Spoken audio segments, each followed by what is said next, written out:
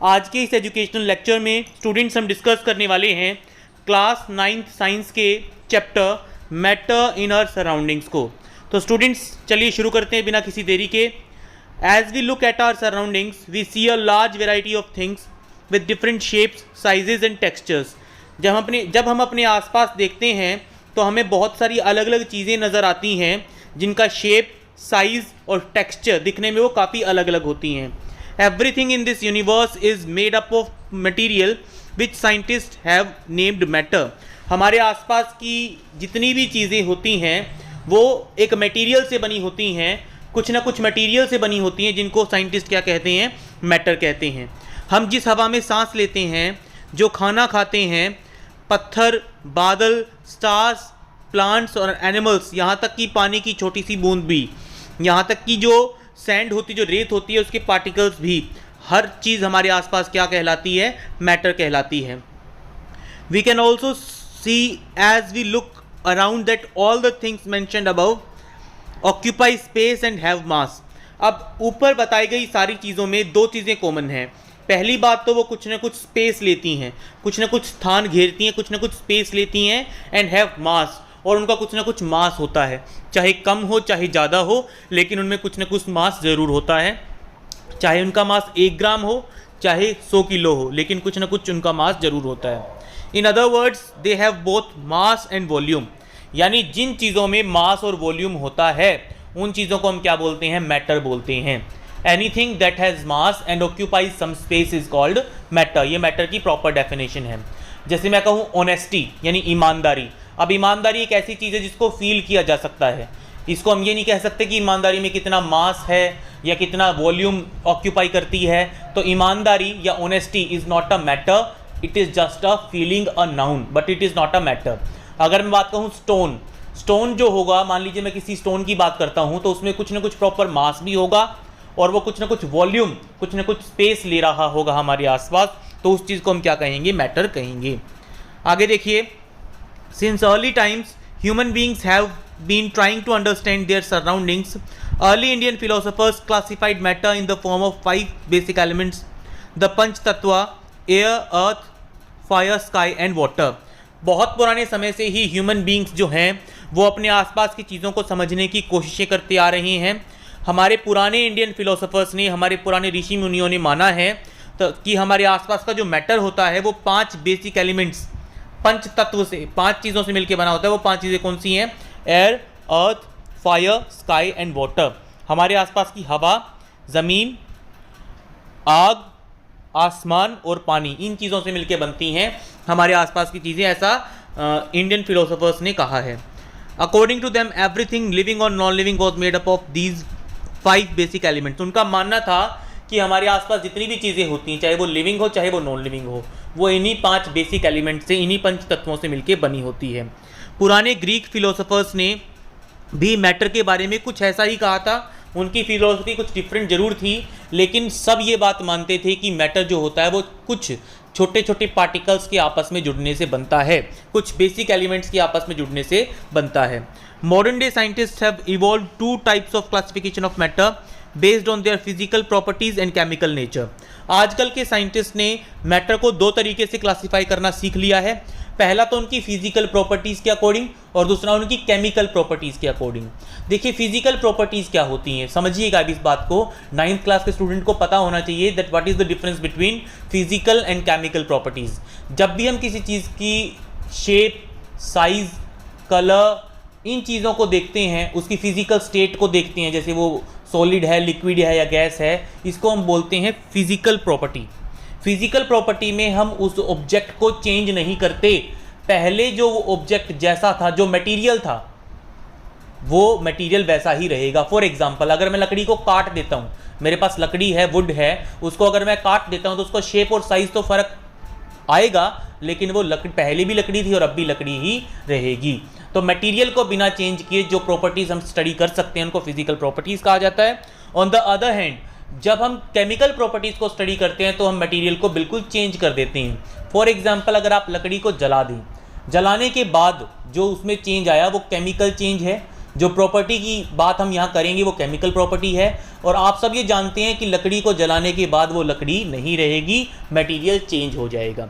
तो जिन प्रॉपर्टीज़ में material change हो जाता है, नया मटेरियल बन जाता है, उनको केमिकल प्रॉपर्टीज़ कहा जाता है, और जिनमें मटेरियल चेंज नहीं होता उनको फिजिकल प्रॉपर्टीज़ कहा जाता है। इस चैप्टर में हम मैटर को उसकी फिजिकल प्रॉपर्टीज़ के अकॉर्डिंग, यानी हम इस चैप्टर में केमिकल रिएक्शंस नहीं करेंगे, केमिकल प्रॉपर्टीज़ के चेंजेस को नहीं पढ़ेंगे। हम इस चैप्टर में फिजिकल प्रॉपर्टीज़ के अकॉर्डिंग मैटर को किस तरीके से डिवाइड किया जाता है वो हम यहाँ पढ़ने वाले हैं। जो केमिकल एस्पेक्ट्स हैं मैटर के, हम आने वाले चैप्टर्स में डिस्कस करेंगे। सबसे अब पहला आता है फिजिकल नेचर ऑफ मैटर। जो मैटर है उसका फिजिकल नेचर कैसा है। देखिए, मैटर के फिजिकल नेचर के बारे में इसने हमें कुछ बातें बताई हैं। कैसी बातें बताई हैं उन सबको आप ध्यान से पढ़िएगा और सुनिएगा, समझने की कोशिश कीजिएगा। पहली बात, फिजिकल नेचर ऑफ मैटर के बारे में पहली बात क्या कहता है, that matter is made up of particles. सबसे पहली बात कि matter is of particulate nature, not of continuous nature. अगर आप अपने आसपास एक पत्थर देख रहे हैं, पानी की बूंद देख रहे हैं, या जिस हवा में आप सांस ले रहे हैं उसको फील कर रहे हैं, तो क्या कहता है कि हमारे आसपास की चीज़ें एक पार्टिकल से मिलकर नहीं बनी होती, बल्कि जो भी चीज़ें हम अपने आसपास देख पाते हैं वो बहुत सारे छोटे छोटे पार्टिकल्स के मिलने से बनी होती है। तो सबसे पहला पॉइंट आता है कि मैटर पार्टिकल से मिलकर बना होता है। बहुत लंबे समय तक दो तरह की विचारधाराएं, दो तरह की थिंकिंग मैटर के नेचर के बारे में साइंटिस्ट में बनी रही। One school believed matter to be continuous like a block of wood, whereas the other thought that matter was made up of particles like sand। दो स्कूल्स, यहाँ पे स्कूल्स का मतलब है थिंकिंग अलग अलग थी। साइंटिस्ट के दो ग्रुप बने हुए थे। एक ग्रुप जहाँ ये प्रूव करने पे तुला हुआ था कि मैटर कंटिन्यूअस होता है, उसके आगे सब डिविजन्स नहीं होते, जबकि एक दूसरा ग्रुप था जो ये मानता था कि मैटर पार्टिकुलेट नेचर का होता है। जो भी मैटर हम अपने आसपास देखते हैं वो बहुत छोटे छोटे पार्टिकल्स से मिलके बना होता है। दोनों अपनी अपनी थिंकिंग को लेके स्टडीज़ भी कर रहे थे, और लास्ट में अब जो हमारी साइंस एंड टेक्नोलॉजी है वो ये मानती है कि साइंस जो मैटर है वो पार्टिकुलेट नेचर का है, पार्टिकल्स का बना हुआ है। अब हम इस बात को स्टडी करने के लिए, प्रूव करने के लिए एक एक्टिविटी करेंगे। देखिए, एक्टिविटी 1.1 हमारे सामने है। एक्टिविटीज़ काफ़ी इंपॉर्टेंट स्टूडेंट्स, 9th क्लास में एक्टिविटीज़ आपको NCERT की बुक की सारी करनी चाहिए। आपको क्या करना है, 100 ml का बीकर लेना है, उस बीकर में पानी भर लेना है, आधे बीकर में पानी भर लेना और मार्क लगा लेना है कि पानी कहाँ तक भरा हुआ है। उसके बाद नमक या चीनी, दोनों में से एक चीज़ आप ले लीजिए, और थोड़ी सी नमक या फिर थोड़ी सी चीनी उस पानी के अंदर डालिए और ग्लास रोड के साथ उसको स्टर कीजिए। ठीक है। अब जब चीनी या नमक, जो भी चीज़ आपने पानी के अंदर डाली है, वो घुल जाएगी, और घुलने के बाद आप क्या ऑब्जर्व करेंगे, आप उसके वाटर लेवल को ऑब्जर्व करेंगे। तो ये क्वेश्चन पूछ रहा है हमें, what do you think has happened to the salt, why does it disappear, does the level of water change. अब इन क्वेश्चंस के हमें जवाब देने हैं। सबसे पहली बात तो सॉल्ट के साथ क्या हुआ। सॉल्ट जो है वो पानी के अंदर डिज़ोल्व हो जाता है। कैसे डिज़ोल्व हो जाता है, देखिए, अब हमने सॉल्ट को पानी के अंदर डाल के और ग्लास रोड से स्टर किया। सॉल्ट को डालने के बावजूद, घोलने के बावजूद भी वाटर लेवल राइज नहीं हुआ। शुरू में जितना पानी हमने डाला था बीकर के अंदर, सॉल्ट घोलने के बाद भी वाटर का लेवल उतना ही है। तो इससे प्रूव होता है कि मैटर पार्टिकल्स से बना हुआ है। कैसे प्रूव हुआ, क्योंकि सॉल्ट के पार्टिकल्स ने वाटर के पार्टिकल्स के बीच की जगह को ऑक्यूपाई कर लिया। अगर मैटर पार्टिकल से नहीं बना होता, पार्टिकल से मिलकर नहीं बना होता, बिल्कुल एक कंटिन्यूस फॉर्म में होता, तो सॉल्ट डालने के बाद वाटर का लेवल राइज हो जाना चाहिए था। लेकिन हुआ क्या, वाटर के बीच के पार्टिकल्स के बीच में सॉल्ट के पार्टिकल्स एडजस्ट हो गए और वाटर लेवल राइज नहीं हुआ। आगे आता है, अब ऊपर वाली एक्टिविटी में देखिए, मैंने आपको पहले ही बता दिया है, ऊपर वाली एक्टिविटी से हमें ये पता चलता है कि मैटर पार्टिकल्स का से बना हुआ है। ठीक है। जो भी सॉल्ट या शुगर हमने पानी के अंदर डाला, देखिए यहाँ पे इसने दिखा रखा है, उसने पानी के मॉलिक्यूल्स के बीच में मौजूद खाली स्पेस को ऑक्यूपाई कर लिया, इसीलिए वाटर लेवल राइज नहीं हुआ। आगे आता है, how small are these particles of matter. अब आगे आता है कि जो मैटर के पार्टिकल्स हैं ये कितने छोटे हैं। तो इसका आंसर आएगा बहुत ही ज़्यादा छोटे हैं ये। Matter is made up of particles. दूसरा पॉइंट आप बना सकते हैं, these particles are very small in size, ये पार्टिकल्स काफ़ी छोटे साइज के होते हैं। इस बात को प्रूव करने के लिए हमने एक और एक्टिविटी की है। क्या एक्टिविटी की है? सबसे पहले आप एक 100 ml पानी लेंगे एक बीकर में, उसके अंदर आप 10 ml पोटेशियम परमैंगनेट डाल देंगे, या फिर कोई भी इंक डाल सकते हैं आप, कोई भी इंक या पोटेशियम परमैंगनेट आप डाल देंगे। उसके बाद आप क्या करेंगे, मान लीजिए ये बीकर 1 था हमारा, शुरू में जो बीकर था ये बीकर 1 था, ये बीकर 2 है हमारा। बीकर 2 में से 10 ml लिक्विड लेंगे और उसको 3rd बीकर में डाल देंगे जिसमें सिर्फ पानी भरा हुआ था। क्या करना है आपको, 3rd बीकर में शुरू में पानी लेना है और फिर उस पानी के अंदर बीकर 2 से 10 मिलीलीटर सॉल्यूशन लेके, लिक्विड लेके डाल देना है।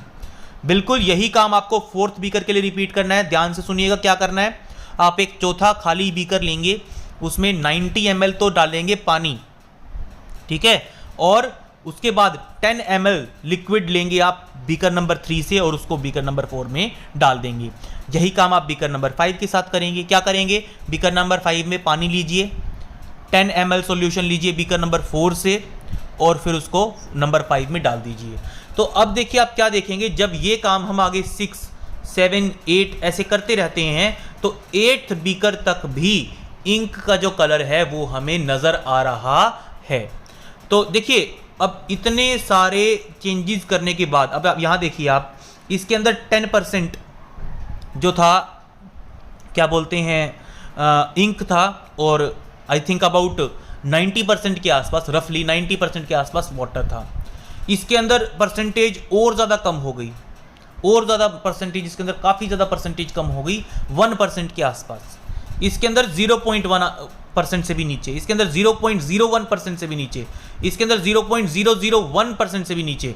तो ऐसे परसेंटेज देखिए बहुत ज़्यादा कम हो गई इंक की, लेकिन फिर भी हमें कलर नज़र आ रहा है। हाँ, कलर फेड हो रहा है, ये बात बिल्कुल हम ऑब्जर्व करते हैं, लेकिन कलर फिर भी नज़र आ रहा है। ऐसा क्यों?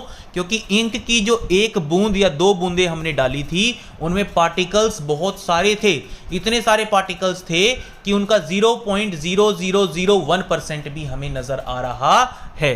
तो इस एक्टिविटी से प्रूव होता है कि मैटर के जो पार्टिकल्स होते हैं वो बहुत सारे होते हैं और बहुत छोटे छोटे होते हैं, ठीक है, क्योंकि इतनी डाइल्यूशन के बाद भी, इतना पानी ऐड करने के बाद भी हमें उसका कलर नज़र आ रहा है। ऐसा तभी हो सकता है जब पार्टिकल्स बहुत सारे हों और बहुत छोटे छोटे हों, ऐसा तभी पॉसिबल है, ठीक है। यहाँ पे आपको यही एक्टिविटी समझाई गई है। आगे देखिए characteristics of particles of matter. अब देखिए इस आर्टिकल में, इस सब सेक्शन में हम क्या पढ़ेंगे, हमने ये पढ़ लिया कि मैटर क्या होता है, हमने ये पढ़ लिया कि मैटर की जो फिजिकल प्रॉपर्टी है वो क्या होती हैं। क्या पढ़ा हमने, मैंने आपको 2 पॉइंट्स बताए थे कि मैटर जो होता है वो पार्टिकल से मिलकर बना होता है। दूसरी बात, ये जो पार्टिकल्स होते हैं ये बहुत छोटे साइज़ के होते हैं। ये 2 चीज़ें हमने पढ़ ली। आगे आता है कि मैटर जिन पार्टिकल्स से मिलकर बना होता है उन पार्टिकल्स की भी कुछ प्रॉपर्टीज़ होती हैं। मैटर जिन छोटे छोटे पार्टिकल्स से मिलकर बना होता है उन पार्टिकल्स की क्या विशेषताएं होती हैं, क्या कैरेक्टरिस्टिक्स होती हैं, क्या फीचर्स होते हैं, उनके बारे में हम स्टडी करेंगे। तो सबसे पहला पॉइंट आता है इसमें, मैटर के पार्टिकल्स के बीच में स्पेस होता है, कम हो या ज़्यादा हो, होता ज़रूर है। देखिए एक्टिविटी 1.1 और 1.2 हमने जब की थी, 2 एक्टिविटीज़ जो मैं आपको ऊपर करा चुका हूँ, वो एक्टिविटी 1.1 और 1.2 है।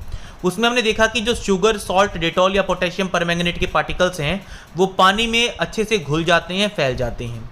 जब हम चाय बनाते हैं, कॉफ़ी बनाते हैं या नींबू पानी बनाते हैं तो एक तरह के जो मैटर के पार्टिकल्स हैं वो दूसरे के अंदर घुल जाते हैं, ठीक है। इससे पता चलता है कि मैटर पार्टिकल्स के मैटर के बीच में स्पेस होता है।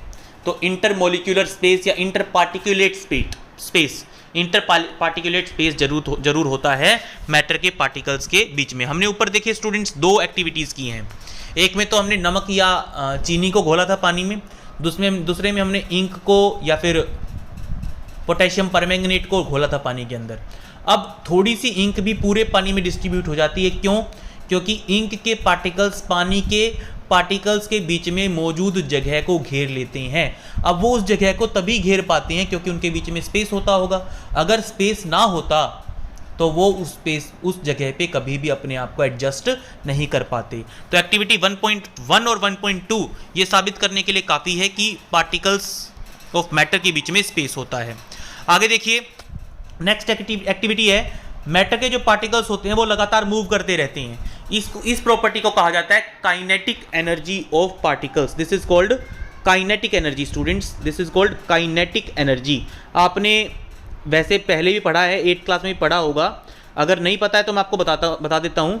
जब भी कोई चीज़ मूव करती है, जब भी कोई चीज़ के अंदर कुछ स्पीड होती है, तो उसकी स्पीड की वजह से उसके अंदर जो एनर्जी प्रोड्यूस होती है, उसके अंदर जो एनर्जी होती है उसको कहा जाता है उसकी काइनेटिक एनर्जी। ठीक है, अगर मान लीजिए आपके पास एक आयरन बॉल है, अगर वो 1 मीटर पर सेकंड की स्पीड से चल रही है तो उसके अंदर कुछ काइनेटिक एनर्जी है, 2 मीटर पर सेकंड की स्पीड से चल रही है तो उसके अंदर कुछ काइनेटिक एनर्जी है। तो जिस भी चीज़ के अंदर मूवमेंट हो रही है उसके अंदर कुछ ना कुछ काइनेटिक एनर्जी जरूर है। और ये जो काइनेटिक एनर्जी होती है ये स्पीड ऑफ मूवमेंट के साथ बढ़ती है। अगर पार्टिकल्स ज़्यादा स्पीडली मूव करेंगे तो काइनेटिक एनर्जी ज़्यादा होगी, अगर कम स्पीड से मूव करेंगे तो काइनेटिक एनर्जी कम होगी। देखते हैं एक्टिविटी 1.3 को। देखिए, आपको क्या करना है, अगरबत्ती जलानी है और उसको क्लास के कॉर्नर में रख देना है। ठीक है, अब देखिए आपको क्या करेंगे, आप उस अगरबत्ती की स्मेल को काफ़ी दूर से भी सूंघ पाएंगे, स्मेल कर पाएंगे। ऐसा क्यों? क्योंकि मैटर के पार्टिकल्स कंटिन्यूसली मूव कर रहे हैं, इसीलिए। ठीक है, ये एक्टिविटी प्रूव करती है। देखिए, एक जलती हुई अगरबत्ती जब वो नहीं जल रही थी तब आपको कोई स्मेल नहीं आ रही थी, लेकिन जैसे ही आपने उसको अगरबत्ती को जलाया तो उसकी सुगंध आपको अपनी क्लास के हर कोने में आराम से फील होती है। ऐसा क्यों? क्योंकि इंसेंस स्टिक से निकलते हुए स्मोक पार्टिकल्स चारों तरफ फैल रही हैं, मूव कर रही हैं। आगे आता है एक्टिविटी 1.4। 1.4 में क्या कहता है ये, 2 बीकर लीजिए, आपको 2 बीकर लेने हैं पानी से भरे हुए। ठीक है, एक में तो आप क्या कीजिए, ब्लू या रेड इंक डालिए थोड़ी सी, ठीक है, और दूसरे में आप हनी डालिए, थोड़ा सा शहद डालिए थोड़ा सा, और उन दोनों बीकर्स को कुछ टाइम के लिए अनडिस्टर्ब्ड रख दीजिए अपनी क्लास के कॉर्नर में, और फिर अपनी ऑब्जर्वेशंस को आप रिकॉर्ड कीजिए। ये तो हमें करनी है एक्टिविटी। अब हमसे क्वेश्चंस क्या पुट किए गए हैं। पहला क्वेश्चन तो है, what do you observe immediately after adding the ink drop. Ink drop को डालने के बाद आप क्या देखते हैं, ink diffuses itself into the water within a few minutes. Ink जो है वो पानी में पूरी तरीके से डिसॉल्व हो जाती है, घुल जाती है कुछ मिनटों के अंदर ही। What do you observe immediately after adding a drop of honey. Drop of honey को ऐड करने के बाद आप क्या देखते हैं, ठीक है, honey takes a few hours to dissolve completely in water. Honey को थोड़ा सा टाइम लगता है, इमीडिएटली इतना इंस्टेंट एक्शन वो नहीं करता है। हाउ मेनी आवर्स और days does it take for the ink colour of ink to spread evenly throughout the water. कितने घंटे या दिन लगते हैं, घंटे या दिन नहीं लगते हैं, अ फ्यू मिनट्स। लास्ट वाले क्वेश्चन का आंसर आएगा अ फ्यू मिनट्स। तो स्टूडेंट्स देखिए, एक्टिविटी 1.4 में भी यही प्रूव किया जा रहा है कि पार्टिकल्स मूव करते हैं, क्योंकि अगर पार्टिकल्स मूव कर रहे हैं तभी तो वो डिसॉल्व हो पा रहे हैं। अगर वो मूव नहीं करते तो उनमें डिसोल्यूशन हो ही नहीं पाता। आगे आता है एक्टिविटी 1.5। एक्टिविटी 1.5 में देखिए क्या है, कॉपर सल्फेट के क्रिस्टल को या फिर पोटेशियम परमैंगनेट के क्रिस्टल को आपको गर्म पानी में डालना है और ठंडे पानी में डालना है। यानी एक बीकर में गर्म पानी लीजिए, उसमें कॉपर सल्फेट का क्रिस्टल डालिए, दूसरे में ठंडा पानी लीजिए, उसमें कॉपर सल्फेट का क्रिस्टल डालिए, लेकिन सॉल्यूशन को स्टर मत कीजिए, उसको जैसे घोलिए मत, उसको चम्मच से या ग्लास रोड से घोलिए मत उसको। क्रिस्टल्स को उनके बॉटम पे टिका रहने दीजिए, सेटल हो जाने दीजिए। देखिए, अब फर्स्ट क्वेश्चन क्या है, what do you observe just about the solid crystal in the glass. जब आप उन क्रिस्टल्स को ग्लासेस के अंदर डाल चुके होते हैं तो आपको क्रिस्टल्स के ऊपर क्या नजर आता है, आपको इंक थ्रेड्स नजर आते हैं, ब्लू कलर के थ्रेड्स नजर आते हैं। जब आप कॉपर सल्फेट के क्रिस्टल्स को डालते हैं आपको ऐसा लगता है कि क्रिस्टल्स के अंदर धागे से निकल रहे हैं और वो पानी के अंदर घुल रहे हैं। What happens as the time passes. जैसे जैसे समय बीतता है तो क्या होता है, तो जो हॉट वाटर वाला बीकर है उसमें डिसोल्यूशन होता है ज़्यादा जल्दी, और जो कोल्ड वाटर वाला बीकर है उसमें डिसोल्यूशन होता है कॉपर सल्फेट का थोड़ा सा टाइम के साथ, थोड़ा सा स्लोली होता है। What does this suggest about the particles of solid and liquid. Solid और लिक्विड के पार्टिकल्स के बारे में इस एक्टिविटी से क्या पता चलता है, इस एक्टिविटी से पता चलता है कि जो सॉलिड के पार्टिकल्स हैं वो लिक्विड के मुकाबले ज़्यादा कम मूवमेंट करते हैं। यानी सॉलिड के पार्टिकल्स कम मूव करते हैं लिक्विड के पार्टिकल्स के मुकाबले, क्योंकि अगर आप इंक को डालते हैं पानी के अंदर तो वो बहुत जल्दी घुल जाती है, जबकि अगर आपने सॉलिड कॉपर सल्फेट को डाला तो वो घुलने में टाइम लेता है। आगे आता है does the rate of mixing change with temperature, yes rate of mixing changes with temperature, ठीक है। If the temperature is higher rate of mixing will also be high.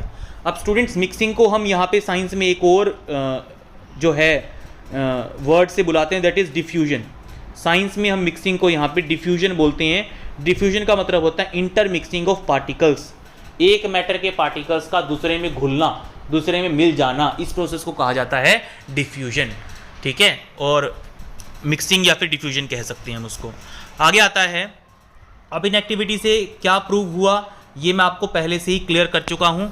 आगे आता है डिफ्यूजन के बारे में इसने बताया है कि पार्टिकल जब इंटरमिक्सिंग होती है पार्टिकल्स की, ठीक है, तो उसको क्या कहा जाता है, डिफ्यूजन कहा जाता है। और डिफ्यूजन जो होती है वो टेम्परेचर के साथ बढ़ती है। टेम्परेचर जितना ज़्यादा होगा पार्टिकल्स की डिसोल्यूशन उतनी ही फास्टर होगी, पार्टिकल्स की डिफ्यूजन, पार्टिकल्स की मिक्सिंग उतनी ही जल्दी जल्दी होगी। आगे आता है थर्ड जो कैरेक्टर है वो है कैरेक्टरिस्टिक है वो है particles of matter attract each other. Matter के जो पार्टिकल्स हैं वो एक दूसरे को अट्रैक्ट करते हैं, थर्ड ऑब्जर्वेशन है हमारी। तो एक्टिविटी 1.6 में क्या करना है देखिए मैं आपको बताता हूँ। आपको 3 ग्रुप्स बनाने हैं अपनी क्लास के, ठीक है, 4 ग्रुप्स बनाने हैं सॉरी। पहले ग्रुप को तो आपको इस तरीके से खड़ा करना है, ठीक है। और दूसरे ग्रुप के जो बच्चे होंगे वो क्या करेंगे, दूसरे ग्रुप के बच्चे क्या करेंगे, एक दूसरे का हाथ पकड़ लेंगे, सिर्फ हाथ पकड़ लेंगे। पहले ग्रुप के बच्चे ये वाली फॉर्मेशन बनाएंगे, दूसरे ग्रुप के बच्चे एक दूसरे का हाथ पकड़ लेंगे टाइटली थोड़ा सा, और जो तीसरे ग्रुप के बच्चे हैं वो सिर्फ एक दूसरे की फिंगर्स को टच करके खड़े हो जाएंगे, एक सर्कल बना के फिंगर्स को टच करके खड़े हो जाएंगे। और जो फोर्थ ग्रुप के बच्चे हैं उनका क्या काम है, उनको दौड़ना है फ्रीली इधर उधर ग्राउंड में, और कोशिश करनी है कि ग्रुप नंबर 1 के सर्कल को तोड़ने की, ग्रुप नंबर 2 के सर्कल को तोड़ने की, ग्रुप नंबर 3 के सर्कल को तोड़ने की। अब कोई बच्चा भी इस बात को बता सकता है कि ग्रुप नंबर 1 का सर्कल आसानी से नहीं टूटेगा, ग्रुप नंबर 2 का सर्कल टूटेगा तो, लेकिन उसमें मेहनत ज़्यादा लगेगी, जबकि ग्रुप नंबर 3 के सर्कल को तोड़ना काफ़ी आसान है। हल्का सा फोर्स लगाया, क्योंकि ग्रुप नंबर 3 ने एक दूसरे को सिर्फ टच कर रखा है, तो हल्का सा फोर्स लगाया, उनके हाथ छूट जाएंगे और सर्कल जो है वो टूट जाएगा, पार्टिकल्स दूर दूर बिखर जाएंगे। तो देखिए आगे ये क्या कहना चाह रहा है। आगे आता है एक्टिविटी 1.7। देखिए 1.7 में क्या कहता है, 1.6 में ये आपको अलग अलग तरह के कॉम्बिनेशंस के बारे में बताता है। मतलब मैटर के पार्टिकल्स एक दूसरे को अट्रैक्ट तो करते हैं, एक दूसरे को बांध के रखने की कोशिश तो करते हैं, लेकिन उनकी अट्रैक्शन की कैपेबिलिटीज़ अलग अलग होती हैं, ठीक है। जैसे हम सॉलिड की बात करें, हमारे आसपास कुछ सॉलिड चीज़ जैसे लोहा है, लकड़ी है, ठीक है, इनकी जो अट्रैक्शन होती है वो काफ़ी स्ट्रॉन्ग होती है, इसलिए उसको दूर दूर करना काफ़ी मुश्किल हो जाता है। जबकि जो लिक्विड्स होते हैं जैसे दूध है, पानी है, उनके पार्टिकल्स के बीच में अट्रैक्शन कम होती है सॉलिड्स के मुकाबले, होती तो है लेकिन कम होती है, इसलिए उनके पार्टिकल्स को दूर दूर करना थोड़ा सा सॉलिड्स के मुकाबले आसान होता है।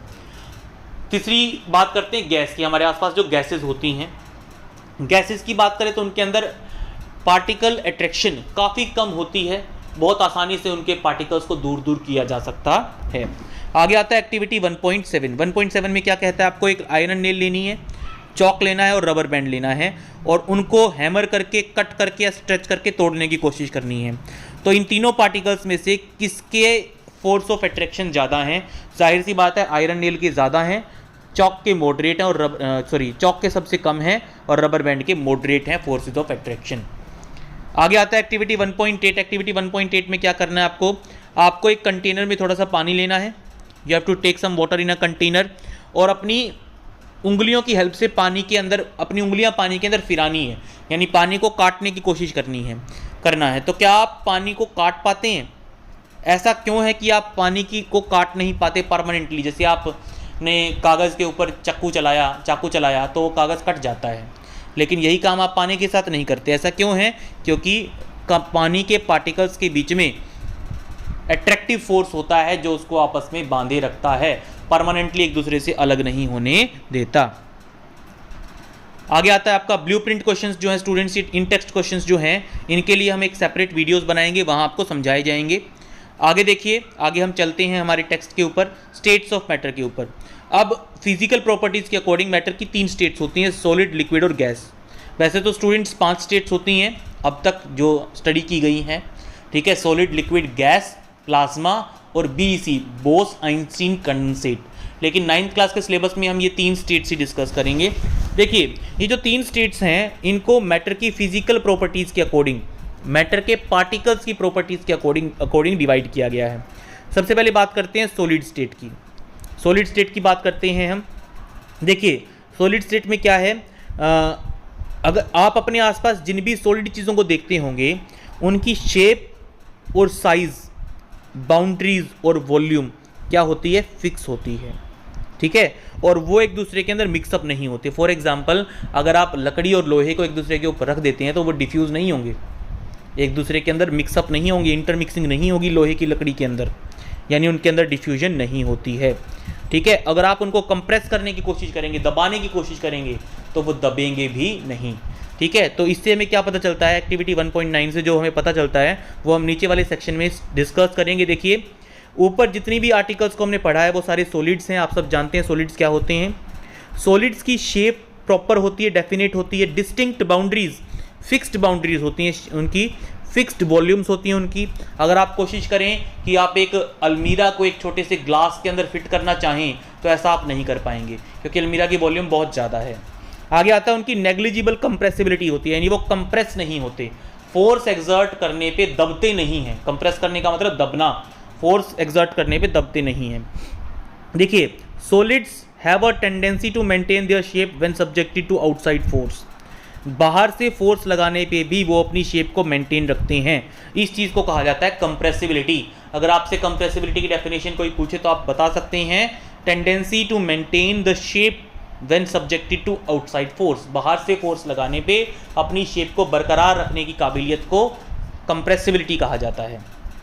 सॉलिड्स में break under force but it's difficult to change their shape so they are rigid. अगली प्रॉपर्टी है रिजिडिटी की। जो ऑब्जेक्ट फोर्स लगाने पे शेप चेंज ना करे, टूट जाएगा, शेप चेंज नहीं करेगा। जैसे लकड़ी है, लकड़ी को अगर आप मतलब फोर्स लगाएंगे तो अपनी शेप चेंज नहीं करेगी, वो ज़्यादा फोर्स लगा देंगे तो टूट बेशक जाए लेकिन वो शेप चेंज नहीं करेगी। This is called rigidity. तो जो सॉलिड्स होते हैं स्टूडेंट्स, उनकी फिक्स्ड बाउंड्रीज होती हैं, फिक्स्ड शेप होती है, फिक्स्ड वॉल्यूम होती है, वो फ्लो नहीं करते, एक दूसरे के अंदर डिफ्यूज़ नहीं होते, वो कंप्रेसिबल नहीं होते, वो रिजिड होते हैं। ये सॉलिड्स की कुछ प्रॉपर्टीज़ हैं, ठीक है। काफ़ी आसान है इसलिए मैं ज़्यादा टाइम नहीं लगाऊंगा। अब आगे कुछ एक्सेप्शंस हैं। रबर बैंड एक सॉलिड ऑब्जेक्ट है लेकिन फिर भी स्ट्रेच होने पे अपनी शेप चेंज कर देता है। शुगर और सोल्ट की बात करें, जब उनको, अब शुगर है मान लीजिए, चीनी है या नमक है, आप जिस जार के अंदर उसको डालेंगे उसी की शेप ले लेंगे, तो क्या वो सॉलिड नहीं है। स्पंज के बारे में क्या, स्पंज जो डस्टर होता है आपके क्लास में, या फोम होती है, जो फोम होती है, स्पंज होती है, जैसे आपके सोफे के शीट के अंदर, आपके मैट्रेस के अंदर जो होता है आसानी से दब जाता है, स्पंज जो होता है, क्या वो सॉलिड नहीं है। देखिए ऊपर जो मैंने प्रॉपर्टीज़ बताई ये यहाँ पे उन प्रॉपर्टीज़ को फॉलो नहीं कर पा रहा। मैंने आपको कहा था कि सॉलिड्स जो होते हैं वो इनकम्प्रेसिबल होते हैं, जबकि रबर सॉलिड होने के बावजूद भी कंप्रेस हो जाता है। ऐसा क्यों? तो इसका जवाब है रबर बैंड अपनी शेप तब तक चेंज किए रहता है जब तक कि उसके ऊपर फोर्स एक्सर्ट किया जा रहा है। जैसे ही फोर्स को हटा दिया जाएगा वो दोबारा अपनी पहले वाली शेप में आ जाएगा। तो उसने अपनी शेप को मेंटेन रखा, चेंज नहीं किया, इसीलिए वो सॉलिड कहलाएगा। दूसरा है शुगर और सोल्ट की बात करें, शुगर और सोल्ट को जिस जार में डाला जाए उसी की शेप ले लेती है, लेकिन शुगर और सोल्ट का जो एक इंडिविजुअल पार्टिकल है उसकी शेप चेंज नहीं होती, उसकी शेप वही रहती है। आगे आता है स्पंज के बारे में। क्या, तो स्पंज की हम बात करते हैं। स्पंज कंप्रेस इसलिए होता है क्योंकि स्पंज के बीच में एयर स्पेसिस होते हैं, हवा होती है स्पंज के बीच में, ठीक है, खाली हवा होती है, खाली स्पेसिस में हवा भरी होती है, इसीलिए जो स्पंज होता है वो दब जाता है, लेकिन है ये सारी चीज़ें सॉलिड ही। आगे आता है माइन्यूट होल्स। होल से देखिए, बताइए, देखिए यहाँ पे लिख रखा है माइन्यूट, यानी बहुत छोटे छोटे होल्स होते हैं, उनके बीच में हवा फंसी होती है, जैसे हम दबाते हैं तो हवा बाहर निकलने की वजह से वो कंप्रेस होता है, वरना स्पंज कंप्रेस नहीं होगा। आगे आता है लिक्विड स्टेट के बारे में। लिक्विड स्टेट के बारे में क्या कहता है, आप कुछ लिक्विड्स लीजिए, जैसे दूध हो गया, पानी हो गया, ठीक है, नींबू पानी हो गया, जूस हो गया, कोल्ड ड्रिंक हो गया, ठीक है।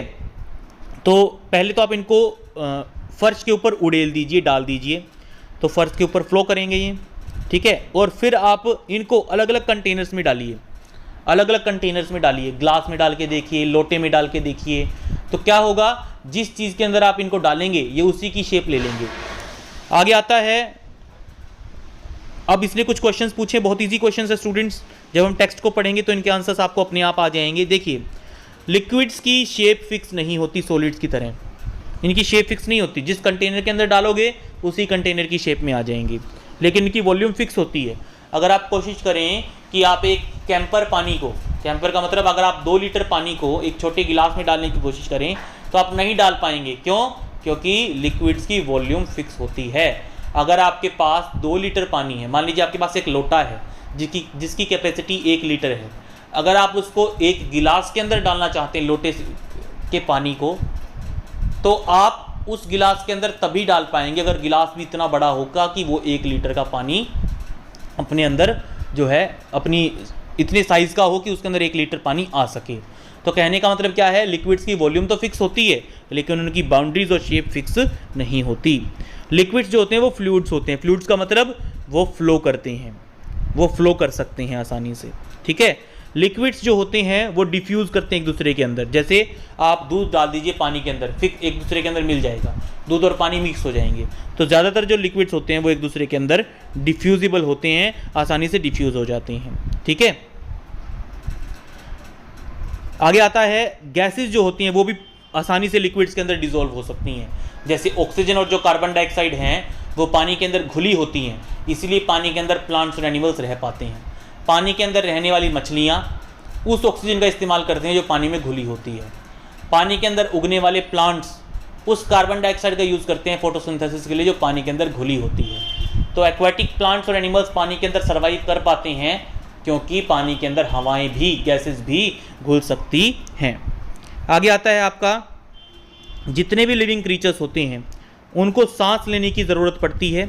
एक्वाटिक एनिमल्स को भी सांस लेने की ज़रूरत पड़ती है पानी के अंदर, और वो सांस क्यों ले पाते हैं? क्योंकि पानी के अंदर ऑक्सीजन डिसॉल्व होती है। इसका मतलब सॉलिड, लिक्विड और गैसेस तीनों ही चीज़ें लिक्विड्स के अंदर डिसॉल्व कर सकती हैं। जैसे शुगर है, शुगर एक सॉलिड है, उसको आसानी से घोला जा सकता है पानी के अंदर। लिक्विड को लिक्विड के अंदर डिसॉल्व किया जा सकता है, गैसेस को भी लिक्विड्स के अंदर डिसॉल्व किया जा सकता है। हर बार नहीं किया जा सकता। जैसे मान लीजिए अगर आप लोहे को डाल दें पानी के अंदर तो वो डिसॉल्व नहीं होगा, ठीक है। अगर आप तेल को डाल दें पानी के अंदर तो वो भी डिसॉल्व नहीं होगा, ठीक है। इसी तरीके से हर गैस भी पानी के अंदर डिसॉल्व, लिक्विड के अंदर डिसॉल्व नहीं होती, लेकिन कुछ को किया जा सकता है।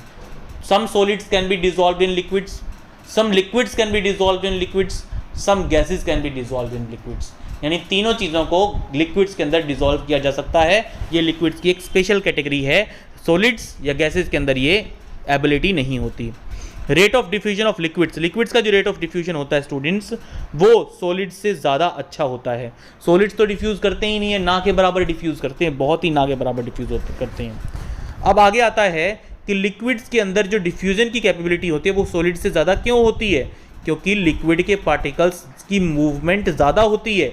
लिक्विड के पार्टिकल्स ज़्यादा आसानी से मूव कर पाते हैं सॉलिड के मुकाबले। इन अदर वर्ड्स, लिक्विड के पार्टिकल्स के बीच में फोर्स ऑफ अट्रैक्शन कम होता है सॉलिड के मुकाबले, या फिर लिक्विड के पार्टिकल्स की काइनेटिक एनर्जी यानी मूवमेंट ज़्यादा होती है सॉलिड्स के मुकाबले। ये सारी चीज़ें आपको समझ में आनी चाहिए। देखिए, अब आप समझिए इस बात को, अगर मैं दो चीज़ों को एक दूसरे के अंदर मिक्स करने की कोशिश कर रहा हूँ तो वो कब आसानी से मिक्स होंगी? जब दोनों के पार्टिकल्स की मूवमेंट फास्ट होगी। अब हमने यहाँ पे पढ़ा कि सॉलिड के पार्टिकल्स की मूवमेंट होती तो है लेकिन काफ़ी कम, लिक्विड के पार्टिकल्स की मूवमेंट ज़्यादा होती है, इसीलिए लिक्विड्स आसानी से डिफ्यूज़ कर पाते हैं। Rate of diffusion depends on the kinetic energy of particles. Liquid के पार्टिकल्स की काइनेटिक एनर्जी क्योंकि सॉलिड से ज़्यादा होती है, इसीलिए लिक्विड्स आसानी से डिफ्यूज़ कर सकते हैं, ज़्यादा जल्दी डिफ्यूज़ कर सकते हैं सॉलिड्स के मुकाबले। आगे आता है थर्ड आपका the gaseous state. Gaseous state के बारे में पढ़ेंगे हम यहाँ पे। देखिए, जो बलून सेलर होता है वो बहुत सारे बलून को एक ही सिलेंडर से फुला देता है। बहुत सारे बलून्स को एक ही सिलेंडर, देखिए उसकी साइकिल के पीछे एक टैंक रखा होता है, एक सिलेंडर रखा होता है, और वो बच्चों को बहुत सारे गुब्बारे उसमें से फुला फुला के दे देता है। अब आप खुद सोचिए, उस छोटे से सिलेंडर के अंदर इतनी सारी गैस कहाँ से आई होगी? ठीक है, तो इस बात को समझने के लिए इसने एक एक्टिविटी हमें करने को कहा है। इसने क्या कहा है, 3 सिरिंज लीजिए इस तरह के, देखिए दिखा रखा है, ये जो सिरिंज इसने दिखा रखा है, इस तरह के 3 सिरिंज लीजिए। ठीक है। और यहाँ नीचे से तीनों सिरिंजेस को रबर कोक से बंद कर दीजिए, यहाँ से कोई भी सामान बाहर निकलने ना पाए। अब आपको क्या करना है, एक सिरिंज के अंदर तो आपको कुछ भी सॉलिड डालना है, दूसरे के अंदर आपको कुछ भी लिक्विड डालना है, और तीसरे के अंदर आप कुछ भी गैसियस सब्सटेंस डालना है। ठीक है, समझ में आ रही है बात आपको? तो तीनों की प्रॉपर्टीज़ को डिस्कस करेंगे हम। ठीक है, पहले वाले के तो अंदर तो हम कुछ नहीं डालेंगे, कुछ नहीं डालेंगे इसका मतलब उसके अंदर हवा डली हुई है पहले से। दूसरे के अंदर हम पानी डाल देंगे, तीसरे के अंदर हम चॉक पाउडर डाल देंगे। तो जब आप उस ऊपर वाले पिस्टन को दबाने की कोशिश करेंगे स्टूडेंट्स, ये जो पिस्टन है इसका ऊपर वाला, ये वाला जो पिस्टन, इसको दबाने की कोशिश करेंगे तो पहले केस में, सॉलिड्स के केस में पिस्टन दबेगा ही नहीं आपसे। लिक्विड्स के केस में पिस्टन दबेगा तो, लेकिन बहुत मामूली सा, बहुत ही कम। गैसेस के केस में आप इसको बड़ी आसानी से काफ़ी नीचे तक दबा पाएंगे। इसका मतलब क्या हुआ? इसका मतलब हुआ गैसेस के पार्टिकल्स के अंदर स्पेसिस बहुत ज़्यादा होते हैं। गैसेस के पार्टिकल्स बहुत दूर दूर तक फैले होते हैं स्टूडेंट्स। इससे हमें ये पता चलता है। कैसे पता चला? देखिए मैं बताता हूँ आपको। जो गैस इतने सारे वॉल्यूम में फैली हुई थी उसको हमने इतने से वॉल्यूम के अंदर फिट कर दिया है। देखिए, जो गैस इतने सारे वॉल्यूम के अंदर फैली हुई थी उसको हमने इतने से वॉल्यूम के अंदर फिट कर दिया। कैसे? क्योंकि उसके अंदर पार्टिकल्स का स्पेस, पार्टिकल्स के बीच में स्पेस बहुत ज़्यादा था। जैसे ही हमने पिस्टन को नीचे की तरफ दबाया वो स्पेस कम हो गया और गैसेस के पार्टिकल्स पास पास आ गए। तो इससे प्रूव होता है कि गैसेस के पार्टिकल्स के अंदर स्पेस बहुत ज़्यादा होता है। गैसेस के पार्टिकल्स के अंदर अट्रैक्शन ना के बराबर होता है, बहुत कम होता है। अब एक कंपैरिजन करते हैं गैसेस का। देखिए, अब गैसेस के पार्टिकल्स जो होते हैं, क्योंकि उनके अंदर अट्रैक्शन काफ़ी कम होता है, एक दूसरे को काफ़ी कम फोर्स से अट्रैक्शन करते हैं, इसलिए वो आसानी से मूव कर पाते हैं। तो मूवमेंट की बात करें तो गैसेस की मूवमेंट भी ज़्यादा होती है, इंटरमोलिकुलर स्पेस भी ज़्यादा होता है, और इंटरमोलिकुलर फोर्स ऑफ अट्रैक्शन सबसे कम होती है। पार्टिकल्स के बीच में खिंचाव जो होता है, एक दूसरे को अट्रैक्ट करने की जो कैपेबिलिटी होती है, वो सबसे कम होती है गैसेस के अंदर। आगे बात करते हैं डिफ्यूजन की कैपेबिलिटी। मैंने आपको पिछले सेक्शन में बताया कि जहां पार्टिकल्स की मूवमेंट, जहां पार्टिकल्स की काइनेटिक एनर्जी ज़्यादा होगी वहां पे डिफ्यूजन भी जल्दी होगी। तो गैसेस के अंदर क्योंकि काइनेटिक एनर्जी ज़्यादा है, पार्टिकल्स फ्रीली मूव कर पा रहे हैं, इसलिए गैसेस सबसे ज़्यादा फास्टली डिफ्यूज़ करती हैं। ठीक है, गैसेस की डिफ्यूजन बहुत फास्ट होती है क्योंकि उसके पार्टिकल्स फ्रीली मूव कर सकते हैं एक जगह से दूसरी जगह तक। ठीक है स्टूडेंट्स, तो अब पढ़ते हैं इसने यहाँ पे हमें क्या समझाने की कोशिश की है। चलो इसके बाद में पढ़ेंगे, पहले कुछ कंपैरिजन्स कर देते हैं हम तीनों स्टेट्स के। देखिए, पहले बात करते हैं शेप की। तो शेप की जब हम बात करते हैं तो सॉलिड्स की जो शेप होती है वो फिक्स होती है, लिक्विड्स की फिक्स नहीं होती है। ठीक है, और गैसेस की फिक्स नहीं होती है। वॉल्यूम की बात करें, सॉलिड और लिक्विड की जो वॉल्यूम होती है वो फिक्स होती है, गैसेस की फिक्स नहीं होती है। क्योंकि देखिए कैसे फिक्स नहीं होती है, अगर आपने अभी यहाँ पिस्टन को दबाया, जो गैस पहले इतने एरिया में फैली हुई थी आपने उसको इतने से एरिया में समेट दिया, इसका मतलब उसकी वॉल्यूम फिक्स नहीं है। ठीक है, बात करते हैं बाउंड्रीज की। सॉलिड की जो बाउंड्रीज होती हैं वो डिस्टिंक्ट होती हैं, फिक्स्ड होती हैं। लिक्विड की बाउंड्रीज फिक्स नहीं होती, गैसेस की बाउंड्रीज भी फिक्स नहीं होती।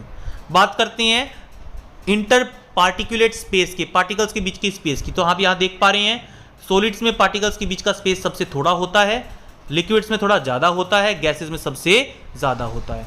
आगे आता है inter particulate force of attraction, particles के बीच में फोर्सेस ऑफ अट्रैक्शन, सॉलिड्स में सबसे ज़्यादा, लिक्विड्स में मॉडरेट और गैसेस में सबसे कम। आगे बात करते हैं पार्टिकल्स की मूवमेंट या फिर पार्टिकल्स की काइनेटिक एनर्जी। सॉलिड्स में सबसे कम, लिक्विड में उससे ज़्यादा और गैसेस में सबसे ज़्यादा। Inter particulate forces of attraction, particles के बीच में फोर्सेस ऑफ अट्रैक्शन, गैसेस में सबसे ज़्यादा, लिक्विड्स में मॉडरेट और गैसेस में सबसे कम फोर्सेस ऑफ अट्रैक्शन होते हैं सब्सटेंसेस के बीच में। रेट ऑफ डिफ्यूजन, एक दूसरे के अंदर मिक्स होने की कैपेबिलिटी, सॉलिड्स में सबसे कम क्योंकि मूवमेंट थोड़ी होती है, लिक्विड्स में उससे ज़्यादा, गैसेस में सबसे ज़्यादा। Rate of diffusion depends on kinetic energy of particles. ठीक है, मैं आपको एक बात और बताता हूँ, यहाँ पे एक्स्ट्रा कॉन्सेप्ट बताता हूँ, that is Brownian movement. Brownian movement क्या होती है?